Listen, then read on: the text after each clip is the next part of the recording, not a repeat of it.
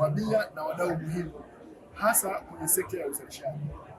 Mmefahamu jinsi walivyokuwa wanaelezea malengo yao kuwapa Tanzania si tu kuuza malori, lakini kushiriki katika ujenzi wa nchi yetu katika sekta zote ambazo ni muhimu kwa maendeleo yetu. Tunafahamu ni jinsi gani sekta ya ujenzi wa mabarabara, sekta ya ujenzi ya makazi, lakini uchumi wa uchimbaji wa madini, kama nilivyotangulia kuzungumza kwenye hotuba yangu kuhusiana na mradi mkubwa kabisa ambao unaenda kuendelea kule Liganga na Mchuchuma, utahitaji sana idadi kubwa ya malori ambayo ni ya kisasa, ambayo yana teknolojia ya kisasa, ambayo yanaweza yakabeba mzigo mkubwa katika distance ndogo za kati na ndefu, lakini malori ambayo yanaweza yakatumia nishati kidogo kubeba mzigo mkubwa na kupeleka umbali mrefu. Kwa hiyo tunaamini kabisa uwepo wa Shackman, lakini uwepo wa Mansour unaenda complement jitihada zetu na hasa Vision 2050 ambayo ndio msingi na dira ya maendeleo yetu.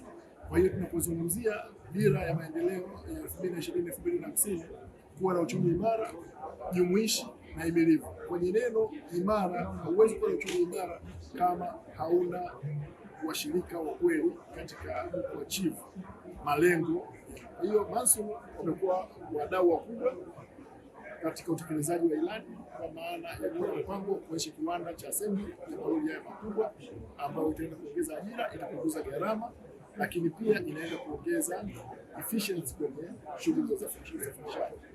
Lakini pia uchumi jumuishi, kwa kuwa na kiwanda kama hicho, kwa kuwa na malori kama haya, yanaenda kutoa ajira nyingi zaidi ya watu ambao wataenda kushiriki kwenye ujenzi wa taifa lao. Kwa hiyo watakuwa ni sehemu ya washirika na sio watazamaji. Kwa hiyo tunaenda kuwa uchumi jumuishi kupitia ajira ambazo zitokana na uwekezaji wa kimkakati. Kama serikali inafanya nini kuhakikisha kwamba nyinyi ni mashahidi? Dr. Samia Suluhu Hassan alitoa maelekezo kupitia tume yake ambayo ilikuwa inapitia mifumo ya kikodi, ambayo ilitoa mapendekezo ambayo sisi kama serikali tumeyafanyia kazi. Tumebadilisha kanuni zaidi ya 374 kuweka mazingira rafiki kwa ajili ya wawekezaji wetu na wafanyabiashara. Lakini kupitia TISEZA tuna incentive nyingi ambazo wawekezaji ambao wanania kuja kuwekeza hapa wanaweza kuzipata. Kwa hiyo kutakuwa na nafuu za kikodi, lakini kutakuwa na vikozi vingi vya kibiashara na vya kikodi ambavyo tunavyo.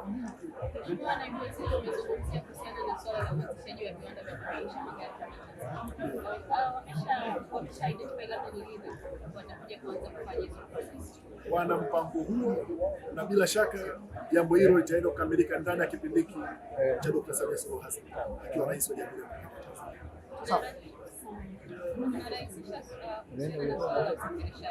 Lakini moja ya kitu ambacho kimelalamikiwa ni uwepo wa foleni katika mipaka ambayo inakwamisha shughuli za kibiashara. Je, kama serikali inawajibika? Kwanza, kasi ya ujenzi wa reli inaonyesha commitment ya serikali kupunguza mizigo na foleni barabarani. Lakini la pili, upanuzi wa barabara zetu kutoka Chalinze, kutoka Kimau kwenda Chalinze, kutoka Chalinze kwenda Morogoro, kutoka Morogoro kwenda Dodoma.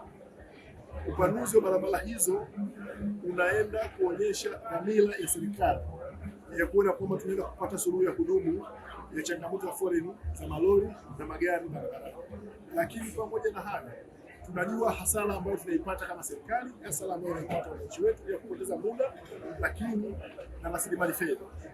Tumeamua kwa dhati kuhakikisha kwamba ICD zote ambazo ziko design kwenye SGR system zinaenda kufanya kazi kwa kuanzia na Kwala, lakini Morogoro ICD shughuli inaendelea, ujenzi wa ICD pale ambao itakuwa ni container terminals kwa ajili ya magari yote na malori yote ambayo yanaenda nyanda za juu kusini na nchi za jirani sasa.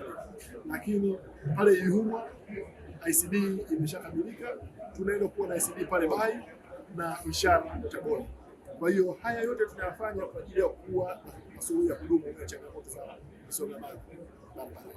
Tunazungumzia kuweka ICDs, lakini katika upande wa jiji la Dar es Salaam ICDs zimegeuka kuwa changamoto kwa baadhi ya watumiaji wa barabara kutokana na kuleta msongamano. Hilo linatokana na changamoto za kutokuwa na ICD Morogoro, Bahi na Tabora, na ndio maana nimezungumza hizi ICDs ambazo unaziona hapa sasa hivi zinatokana na tija ambayo inatokana na uwekezaji mkubwa kwenye bandari yetu.